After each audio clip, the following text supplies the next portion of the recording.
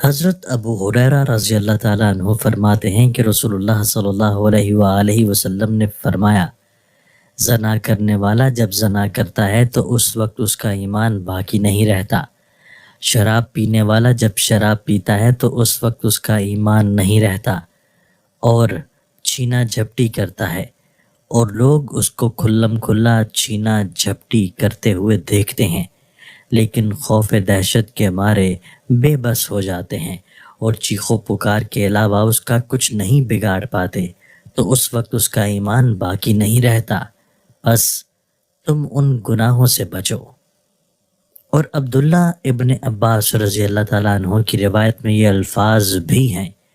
کہ قتل کرنے والا جب ناحق قتل کرتا ہے تو اس وقت اس کا ایمان باقی نہیں رہتا۔ اکرمہ فرماتے ہیں کہ میں نے حضرت عبداللہ ابن عباس رضی اللہ تعالیٰ عنہ سے یہ حدیث سن کر پوچھا کہ اس سے ایمان علیحدہ کس طرح کر لیا جاتا ہے؟ تو انہوں نے کہا، اس طرح یہ کہہ کر انہوں نے اپنے دونوں ہاتھوں کی انگلیاں ایک دوسرے میں داخل کیں اور پھر ان انگلیوں کو ایک دوسرے سے علیحدہ کر لیا۔ اس کے بعد انہوں نے فرمایا، اگر وہ توبہ کر لیتا ہے تو ایمان اس طرح واپس آ جاتا ہے، اور یہ کہہ کر انہوں نے انگلیوں کو پھر ایک دوسری میں داخل کر لیا۔ نیز ابو عبداللہ یعنی عبداللہ بن اسماعیل بخاری نے کہا ہے کہ اس حدیث کا مطلب یہ ہے کہ وہ آدمی ارتکاب معصیت کے وقت مومن کامل نہیں رہتا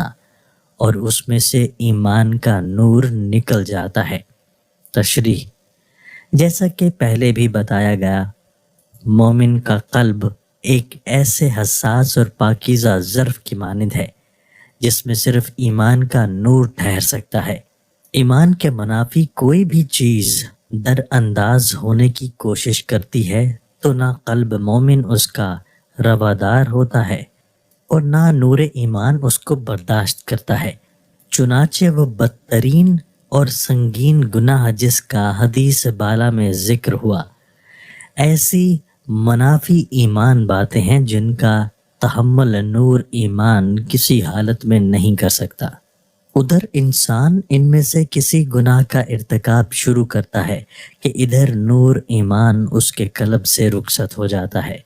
اور پھر جب تک کہ اس گناہ پر نادم و شرمندہ ہو کر آئندہ کے لیے خلوص دل سے توبہ نہیں کر لیتا، ایمان کی وہ نورانی کیفیت جو ارتکاب گناہ سے قبل اس کو حاصل تھی اس کے قلب میں واپس نہیں آتی۔